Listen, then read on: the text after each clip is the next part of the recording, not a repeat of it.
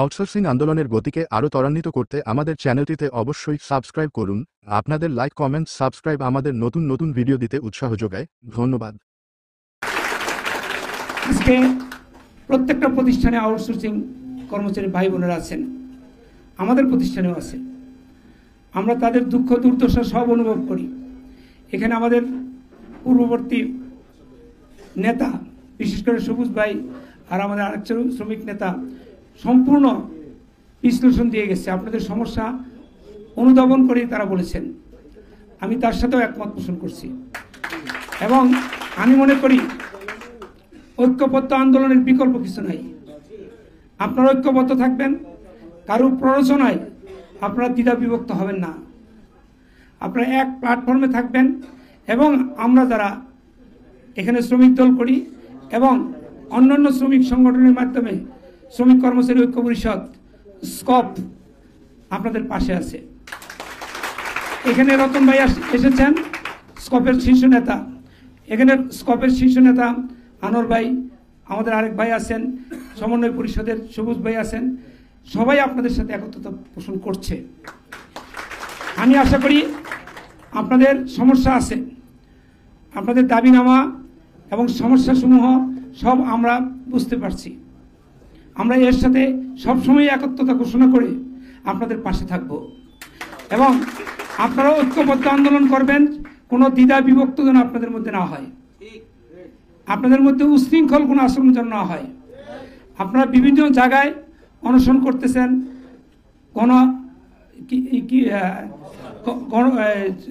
অবস্থান কর্মসূচি করতেছেন, এগুলা সব কিছুর সাথে আমরা একমত পোষণ করি।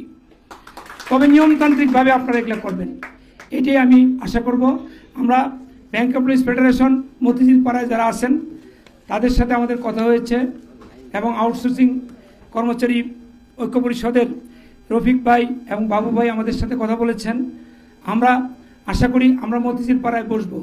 আমাদের সাথে শ্রমিক দল দক্ষিণের সুমন ভূঁইয়া এবং সবুজ ভাই আমাদের সাথে আছেন। আমরা প্রত্যেকটা প্রতিষ্ঠানে যোগাযোগ রাখবো। আর শ্রমিক দল আমাদের মুরব্বী সংগঠন, সেখানে আমাদের যারা আছেন আশা করি সবাই আপনাদের সাথে একত্রতা ঘোষণা করে আন্দোলনে শরিক হবে। আমি আর কিছু বলতে চাই না। আমাদের এখানে মুরব্বী আছেন আনোয়ার ভাই, আজাদ ভাই, ওনারা আপনাকে দিক নির্দেশনা দিবেন। আমি আর তেমন কিছু না বলে এখানে আমার বক্তব্য করে যেটা পেয়েছি যে মাঝখানে যে ঠিকাদার কর্তৃক আমাদের নিয়োগ, অর্থাৎ ঠিকাদার মাঝখানে আমাদের যে শোষণ করে, এই ঠিকাদার প্রথার কারণে আমরা মূলত আমাদের সমস্যাগুলো হয়।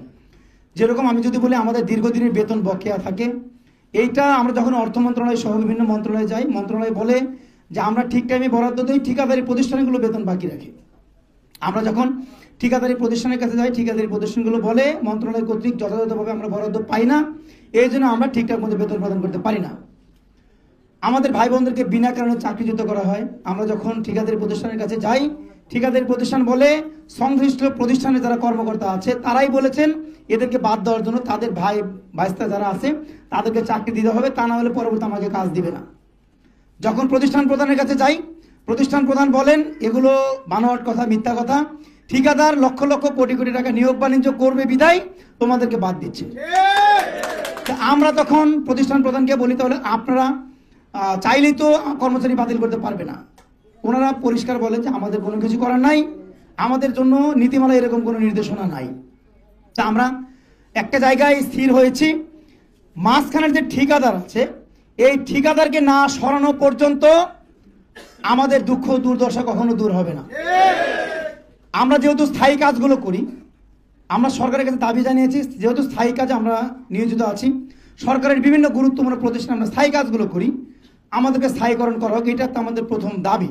কিন্তু সরকারের যদি সক্ষমতা এই মুহূর্তে না থাকে, সরকার যদি মনে করে যে এই মুহূর্তে তাদের সক্ষমতা নাই, তাহলে অ্যাটলিস্ট ওই মাঝখানের যে যোগ, রতন ভাই খুব সুন্দর করে বলছিলেন, আমি শুনছিলাম, আপনারা শুনছিলেন, মাঝখানের যে যোগ, যে যোগটি আমাদের রক্ত শোষণ করে খাচ্ছে, সেই যোগটিকে সরিয়ে দিক, অর্থাৎ ঠিকাদার ছাড়া সরাসরি প্রতিষ্ঠানের মাধ্যমে আমাদেরকে নিয়োগ করুক। এটা আমরা কিন্তু এই দাবিতে দীর্ঘদিন যাবৎ মাঠে আছি। আমরা গত 30 তারিখ থেকে শুরু করি, এই 30 তারিখ থেকে শুরু করে ধারাবাহিক আন্দোলন আজকে 20 দিনের মতো আমাদের চলছে। আমাদের অবস্থান কর্মসূচি আমরা শ্রম ভবনের সামনে রেখেছি, এখানে যারা আছেন তারা সবাই শ্রম ভবনের সামনে অবস্থান করছেন।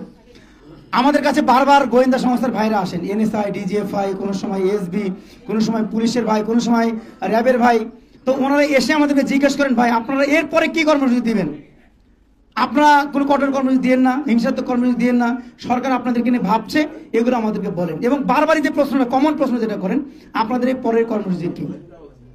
আমরা বারবারই তাদেরকে বলি যে আমরা সরকারের কাছে আমাদের দাবিটি জানিয়েছি, সরকারের বিভিন্ন জায়গাতে আমাদেরকে বলা হচ্ছে যে দাবিটি যৌক্তিক, ঠিকাদার মাঝখানে থাকার কারণে সমস্যা হচ্ছে, সেগুলো ওনারা মুখে স্বীকার করেন। কিন্তু বাস্তবতা হচ্ছে ঠিকাদার যে টাকা পয়সাগুলো ইনকাম করেন, এই টাকার একটা অংশ ওই সচিবালয়ে যারা বসে আছে আমলারা, তারাও পান। যদি তাই না হবে, তাহলে আমাদের দাবি যৌক্তিক হওয়ার পরেও ঠিকাদার থাকার কারণে আমাদের সমস্যা হচ্ছে জেনেও কেন ঠিকাদার সরানো হচ্ছে না, কেন সরাসরি প্রতিষ্ঠানের মাধ্যমে নিয়োগ দেওয়া হচ্ছে না, এটা বড় প্রশ্ন।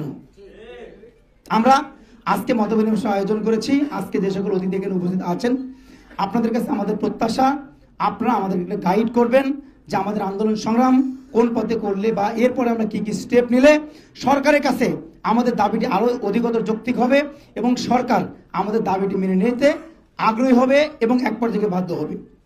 পাশাপাশি আমি কিছু বলতে চাই, যদি অতি দ্রুত সময়ের মধ্যে সরকারের পক্ষ থেকে এই ঠিকাদার ব্যতীত সরাসরি নিয়োগের বিধান জারি করে নীতিমালা আমাদের বা পরিপত্র জারি করা না হয়, তাহলে আমরা পরবর্তী কর্মসূচি, এখানে গোয়েন্দা সংস্থার ভাইরা আছেন, আপনাদের মাধ্যমে জানাতে চাই সরকারকে, বিভিন্ন ইলেকট্রিক মিডিয়া, প্রিন্টিং মিডিয়ার ভাইরা আছেন, তাদের মাধ্যমে জানাতে চাই আমাদের আগামী দিনের কর্মসূচি অবশ্যই আরো কঠোর থেকে কঠোর হবে। আমাদেরকে কঠোর কর্মসূচি দিতে আপনারা বাধ্য করবেন না। আমাদের সারা দেশের 6 থেকে 7 লক্ষ মানুষ কিন্তু প্রস্তুত আছে আন্দোলন সংগ্রামের জন্য। সাথে সাথে আমাদের পরিবারের প্রত্যেকটি সদস্য আমাদের দাবির সাথে ইতিমধ্যে আবদ্ধ ঘোষণা করেছে। আমরা আপনাদেরকে বলতে চাই, সরকার যদি দ্রুত সময়ের মধ্যে আমাদের দাবির প্রক্রিয়া নিয়ে না ভাবেন, আমরা বাধ্য হব পরিবারের প্রত্যেকজন সদস্যকে নিয়ে রাজপথে অবস্থান নেওয়ার জন্য। রতন ভাই বলে গেছেন বৈষম্য বিরোধী ছাত্র আন্দোলন, সেখানে কিন্তু প্রথমে ছাত্র আন্দোলন ছিল, এরপরে জনতার আন্দোলনের রূপ নিয়েছিল। আমরা বলতে চাই, যদি আমাদের এই দাবি প্রক্রিয়া সরকার না পাবেন, আমাদের আন্দোলন, ছাত্র আন্দোলন, শ্রমিক আন্দোলন, এই দুটি আন্দোলন কিন্তু কখনো ব্যর্থ হয় না। আমরা বলতে চাই, শ্রমিক বিপ্লব ঘটনার মধ্য দিয়ে হলেও আমরা এই দাসপ্রথার বিলুপ্ত করে তারপরে আমরা রাজপথ ছাড়বো। তার আগে ধন্যবাদ জানাচ্ছি সকলকে। আমি আমার সম্মানিত যে সকল অতিথি আছেন, আমরা তাদের কাছ থেকে শুনবো বেশি, আমরা বলবো কম, এটাই প্রত্যাশা ছিল এবং এটা আমাদের কথা। এখানে যে সকল অতিথি উপস্থিত হয়েছেন তাদের প্রত্যেকে ধন্যবাদ জানাই। আমরা প্রত্যাশা করি আমাদের আজকের অতিথিগণের বক্তব্যের মধ্য দিয়ে আমরা সুন্দর একটি গাইডলাইন পাবো, আমাদের আন্দোলনের যে ধারাবাহিকতা, সেই ধারাবাহিকতা অব্যাহত থাকবে এবং খুব দ্রুত সময়ের মধ্যেই আমাদের প্রাণের দাবি বাস্তবায়ন করে নিয়ে আমরা ঘরে ফিরতে পাবো। দুনিয়ার মজদুর এক হোক।